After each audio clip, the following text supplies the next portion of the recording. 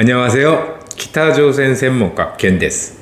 北朝鮮を読むスタートします。皆さん、もしあなたの成人した息子がある日突然姿を消して連絡が取れなくなったらどう思いますか？それも13年間完全に世の中から消えてしまったとしたら、北朝鮮では毎年何百人もの若者がこのように姿を消します。家族は息子がどこにいたのか、生きているのか、死んでいるのかさえわかりません。国家のために特別な任務を果たすという言葉だけを残して、彼らはどこへいたのでしょうか？なぜ13年という長い間、完全に姿を消さなければならないのでしょうか？そして13年後、彼らに一体何が起こるのでしょうか？今日皆さんにお話しするのは、北朝鮮で最も秘密に包まれた存在、974部隊に関する衝撃的な真実です。しかし、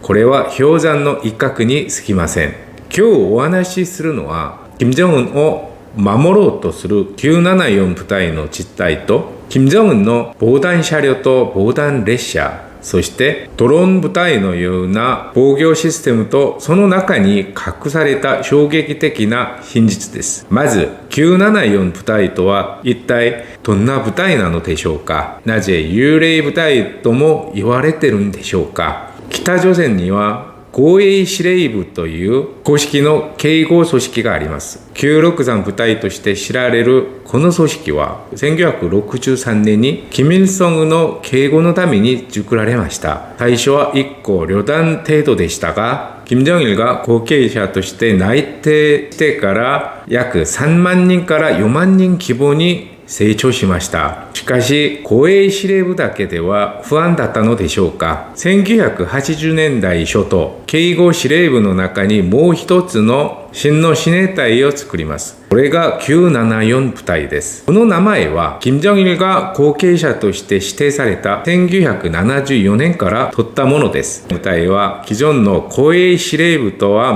全く異なります。軍部の命令を受けず、ただ、金氏一家の命令だけに従う直属部隊です。金正恩の警護はもちろん、リ・ソルジュやキム・ヨジョンのような家族まで最も町がで守ります。974部隊には誰でも入れるわけではありません。世界で最も入隊困難な部隊と言っても過言ではありません。想像を絶する選抜過程を経て最終的に残った人だけが入隊できます。選抜過程は中学生の13歳頃から始まります。国家という特別組織が全国を回って候補を選抜するのですが、単純に体力だけを見るのではありません。遠い親戚まで出身成分を細かくチェックし、最低170センチ以上の体格と完成な要望まで備えなければなりません。974部隊出身の脱北者カンジン氏の証言によると、ヤンガンドで一時選抜された候補生が500名でしたが、その中から再選抜された人員はたった31名だけでした。再び31名のヤンガンド候学生は平壌の974部隊新兵訓練所で2ヶ月間基礎教育を受けましたが、最終的に部隊に入隊した人は16名に過ぎませんでした。新兵訓練所の訓課はこうです。我ら974部隊は中心でなければ脚属。2つの選択肢しかない。脱落者は脚属の道に入ったという言葉で圧迫を受け、脱落後は実際に収容所に連れて行かれると言います。そうして974部隊に入隊した瞬間、彼らは北朝鮮の人口統計から完全に除外されます。存在しない人になるのです。以前の全ての社会的身分を捨て、友人はもちろん家族とも縁を切って、ただ金正恩のためだけに生きていきます。13年間は家族との連絡は禁止され、両親が亡くなっても知らせてもらえません。軍服務期間は13年です。入隊後、最初に受ける教育が、ここがどこか、知ろうとも聞こうともするな、だったと言います。完全にベルに包まれた存在になるのです。それではなぜここまで過酷な条件を監修して974部隊に入ろうとするのでしょうか。それは想像を絶する特権のためです。974部隊員は金正恩の周辺で唯一武器を所持できます。さらに他の軍幹部の武器まで解除させる権限を持っています。地位の工程を問わず、1990年代に北朝鮮のある中央部署傘下の外貨稼ぎ専門会社の社長が100万ドル以上を横領した件がありました。ところが、金正日が特別指示を出してこの社長を釈放しただけでなく、逆に彼を犯罪者として処理した同幹部と検察幹部を処罰しました。なぜでしょうか。その外貨稼ぎ社長の大きな娘婿が974部隊の金正日警護隊員だったからです。974部隊員は入隊3年後から労働党員になります。一般部隊の場合、10年含むでも労働党への入党が困難なことを考えるとすごい恩恵です。軍服務をきちんと終えれば党幹部として出世して未来が保証されます。現在974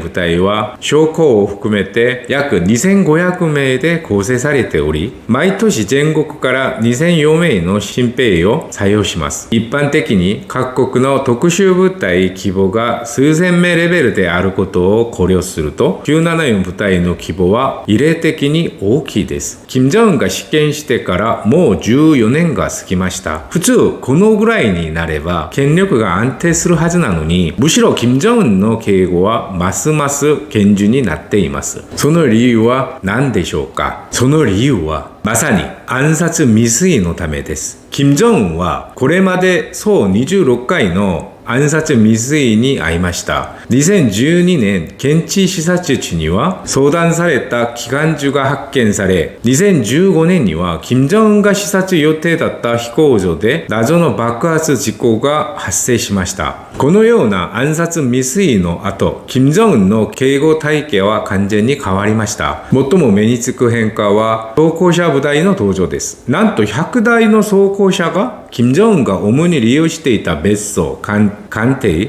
そして秘密の私生活空間に配置されました。金正恩周辺の警護員も重武装を始めました。ヘルメットを着用し、自動式機関銃を持って現れるようになったのです。特に注目すべき点は、警護員がゴルフバッグのようなものを持ち歩くようになったことです。ゴルフバッグの中にはライフルと各種武器が入っていました。しかし続く暗殺未遂により、金正恩は実際に暗殺恐怖症に悩まされていると言います。その証拠がまさに2021年1月に創設された41大隊です。親衛隊と呼ばれるこの部隊は最新式武器が配置され、900名の人員が名車種で構成されています。金正恩の万が一の事態に備えて30、40に監視し、鎮圧用として組織したのです。特に警護半径が大幅に拡大されたことです。金正恩時代以前までは集中警護半径が 2km でしたが、最近は 4km 半径に大きく拡大されました。金正恩を中心に半径 4km 以内ではアリ一匹も近づけないよう集中警護区域を設定したのです。平壌周辺では 2km 半径内の住民をすべて立ち退かせ、高性能殺傷型ドローン部隊まで実戦配備しました。空からも二重三重に監視するドローン監視部隊が新たに創設されました。金正恩が乗る車両も想像を絶します。メルセデス・ベンツのマイバッハ S600 プルマンガードを主に使用するのですが、手榴弾が爆発しても破れないドア、化学ガス攻撃に備えた酸素供給システム、タイヤ4個が全てパンクしても時速100キロで走行可能な性能を備えています。車両の長さは 6.5 メーターに達し、ガラスの深さだけでも10センチ以上の防弾ガラスです。EMP 攻撃にも耐えられる電子装備保護システムまで備えています。特注製作に1年を有し、年間生産量が8から10台に過ぎません。価格は最低5億円から数十億円に達します。マイバッハ以外にもベンツ S600、レクサス LS600HL など複数の車両を保有しており、移動時には最低12台の同一車両が一緒に動いて、実際の同乗車両を隠します。車両運転手も小請求程度の階級を持っています。また、金正恩の専用列車は動く要塞と呼ばれます。21両編成のこの列車は、銃撃と爆発に耐えられる防弾機能は基本で、緊急時使用できる小型ヘリコプターと敵の攻撃に対応できる重火器も積まれています。特に驚くべきことは、保安上の理由で最高速度が60キロに過ぎないという点です。そして、金正恩が実際に乗る列車を隠すために、ドイツの3台の列車が同時に運行されます。どれが本物か誰にもわからないようにするのです。列車内部には会議室、寝室、事務室が完備されており、衛星通信装備でリアルタイム業務が可能です。列車外部、ガラス窓、列車の床、すべてが防弾仕様で、衛星レーダー探知を回避するステルス機能まで備えています。列車機関士は小請求階級を持っていると知られています。金正恩の警護は移動手段だけではありません。すべての食べ物を事前に検査する専任食べ物検読官がおり、医師、看護師、応急装備で構成された医療人が常に同行します。さらに金正恩の血液を保管する血液保管庫まで常に携帯します。移動経路は出発直前に決定され、実際の経路とともに3つの偽経路も一緒に準備されます。電波妨害装備で遠隔爆弾などを武力化し、宿泊地は床から天井まで完全点検後にのみ使用できます。最近974部隊の規模はさらに大きくなっています。しかし、これをよく考えてみると、親衛部隊が増加しているということは、体制がますます不安定になっているという反証でもあります。実際、少し前に金正恩の指示で護衛司令部が4つの組織に分割されました。スキャンダルと不正で一人者、二人者が粛清される事実上解体レベルの組織改変が行われたのです。目的は4つに分けて警護機能を強化し、相互監視と牽制をするようにするということですが、実際には護衛司令部の権限を縮小したのと同じです。護衛司令部は縮小しても974部隊は縮小しなかったでしょう。真の974部隊が金正恩が信じる最後かつ最終の砦だからです。今日私たちが見た974部隊の話は単純に警護システムに関することではありません。これは国際大政がどれほど多くの資源と人力を一人の安全のために投入するのかを見せる生々しい事例です。金正恩を守る974部隊の規模が大きくなるほど、それは逆説的にその体制の不安定さを表すことかもしれません。本当に安定した体制なら、これほど多くの人力と資源を一人の警護に投入する必要があるでしょうか。今日も最後まで視聴していただきありがとうございます。チャンネル登録といいねは次の動画制作の大きな力になります。감사합니다。